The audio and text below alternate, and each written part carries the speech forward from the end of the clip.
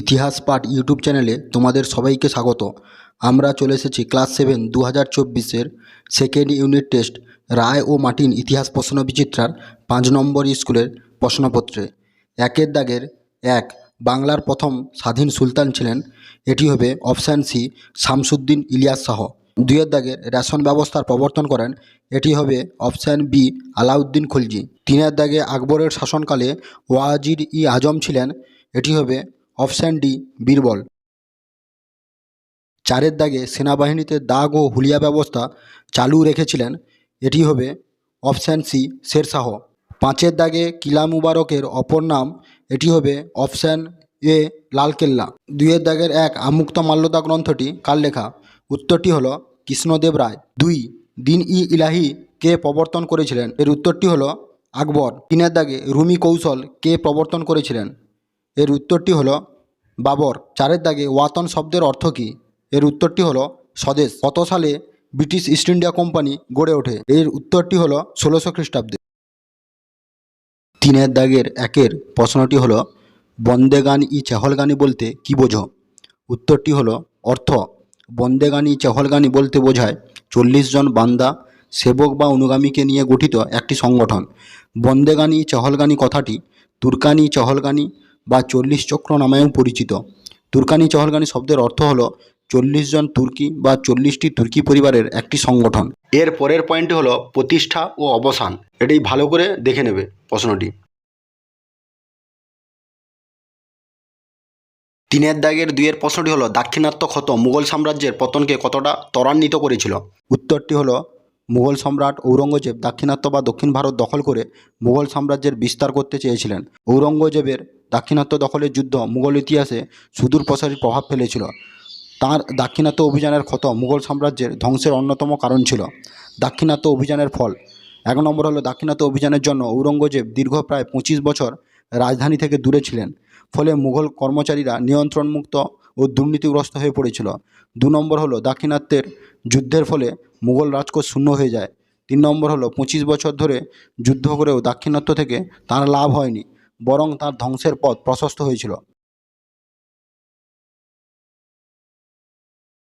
3-এর দাগের 3-এর প্রশ্নটি হলো হুন্ডি কী?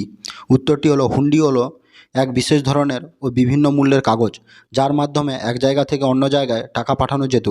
মধ্যযুগে ভারতে হুন্ডি ব্যবস্থা চালু হয়েছিল। হুন্ডি ব্যবস্থার ধরন।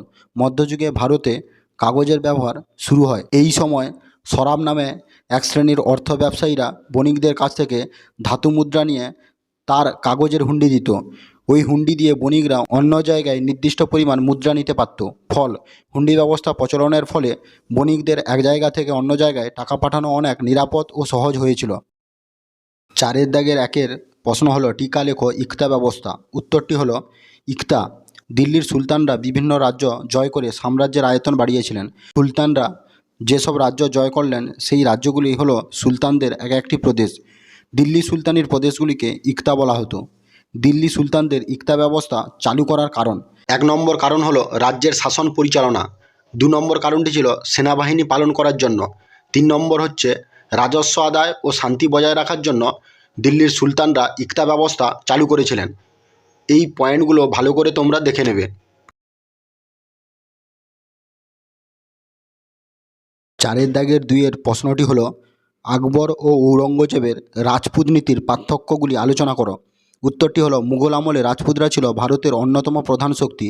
তাই প্রত্যেক মুঘল সম্রাট রাজপুতদের সম্পর্কে বিভিন্ন নীতি গ্রহণ করেন।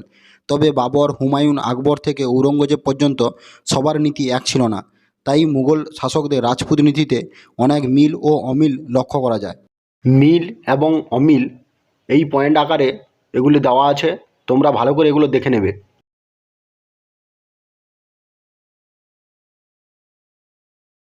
4-এর দাগের 3-এর প্রশ্নটি হলো মুঘল শাসকরা কিভাবে ব্যবসা বাণিজ্যে উৎসাহ দিতেন? উত্তরটি হলো মুঘল সম্রাটগণ ব্যবসা বাণিজ্যে উৎসাহ দিতেন। প্রথমত, সম্রাটগণ বণিকদের ব্যবসা বাণিজ্যের জন্য কুঠি বানানোর অনুমতি দিয়ে সহায়তা করতেন। সম্রাটগণ বণিকদের নিরাপত্তা দিতেন। এর জন্য তারা রাহাদারি নামে এক প্রকার কর আদায় করতেন। তাছাড়া তারা বণিকদের কাজে হস্তক্ষেপ করতেন না। দ্বিতীয়ত, সম্রাটগণ বণিকদের কাছ থেকে মাত্র 2.5 থেকে 5% হারে শুল্ক নিতেন। তৃতীয়ত, মুঘল সম্রাটগণ প্রচুর রাস্তা নির্মাণ করেছিলেন। রাস্তার ধারে প্রচুর সরাইখানা বা বিশ্রামাগার নির্মাণ করে বণিকদের সুবিধা করেছিলেন। 5-এর দাগের 1-এর প্রশ্নটি হলো, মোহাম্মদ বিন তুগলকের পরিকল্পনাগুলি ছিল সঠিকভাবে গৃহীত কিন্তু ভুলভাবে বাস্তবায়িত। উক্তিটি সঠিকভাবে বিশ্লেষণ করো। উপস্থাপনা: গিয়াসউদ্দিন তুগলকের মৃত্যুর পর 1325 খ্রিস্টাব্দে জুনা খান মোহাম্মদ বিন তুগলক উপাধি ধারণ করে দিল্লির সিংহাসনে আরোহণ করেন। তার রাজত্বকালে কতিপয় বিচিত্র কার্যকলাপের উল্লেখ পাওয়া যায়। তিনি কতগুলো উচ্চাভিলাষী পরিকল্পনা গ্রহণ করে ভারতের ইতিহাসে অন্যতম শ্রেষ্ঠ নরপতি হিসেবে স্মরণীয় হয়ে আছেন। ডক্টর ঈশ্বরী প্রসাদ বলেন, he was unquestionable the best man among the crowned head of the middle ages. ক. দেবগিরিতে রাজধানী স্থানান্তর। এই রাজধানী স্থানান্তরের কারণ এবং তার ব্যর্থতা এগুলো দেওয়া আছে, এগুলো তোমরা ভালো করে দেখে নেবে।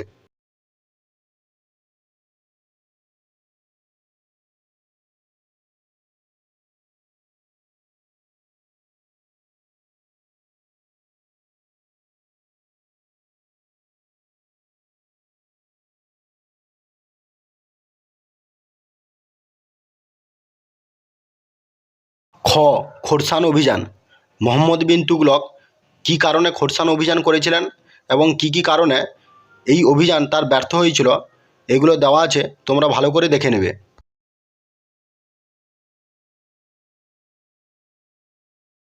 গ.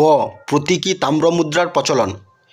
মোহাম্মদ বিন তুগলক কেন তাম্রমুদ্রা প্রচলন করেছিলেন সেই কারণগুলো দেওয়া আছে এবং এই মুদ্রা প্রচলন কিভাবে ব্যর্থ হয়েছিল বা কী কী কারণে ব্যর্থ হয়েছিল সেই পয়েন্টগুলো বা কারণগুলি দেওয়া আছে, তোমরা দেখে নেবে।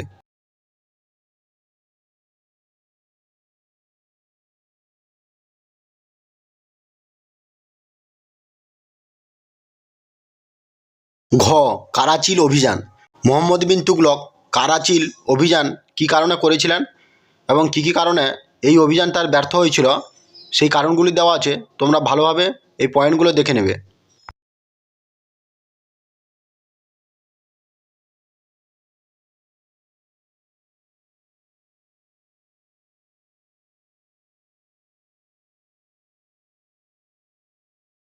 দোয়াব অঞ্চলে কর বৃদ্ধি। দোয়াব অঞ্চলে মোহাম্মদ বিন তুগলক কী কী কারণে কর বৃদ্ধি করেছিলেন এবং তার এই কর বৃদ্ধির পরিকল্পনা কী কী কারণে ব্যর্থ হয়েছিল সেগুলি দেওয়া আছে পয়েন্ট আকারে, তোমরা ভালোভাবে দেখে নেবে।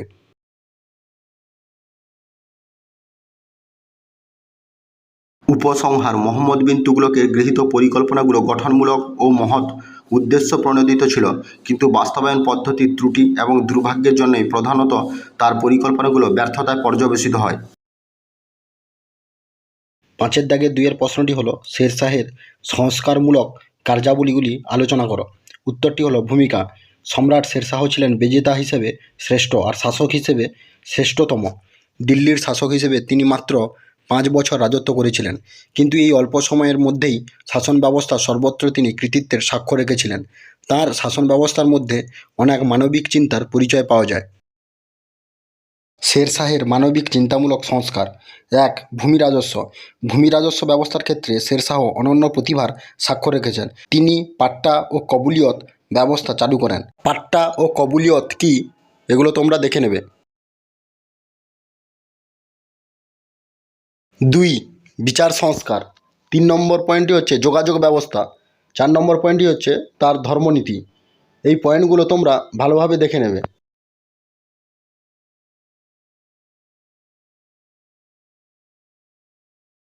সামরিক সংস্কার। শেরশাহ সেনাবাহিনীকে সুগঠিত করার জন্য ডাক ও হুলিয়া ব্যবস্থা চালু করেছিলেন। উপসংহার: মধ্যযুগে মাত্র 5 বছর রাজত্ব করে শেরশাহ উন্নত শাসন কাঠামো রচনা করেন।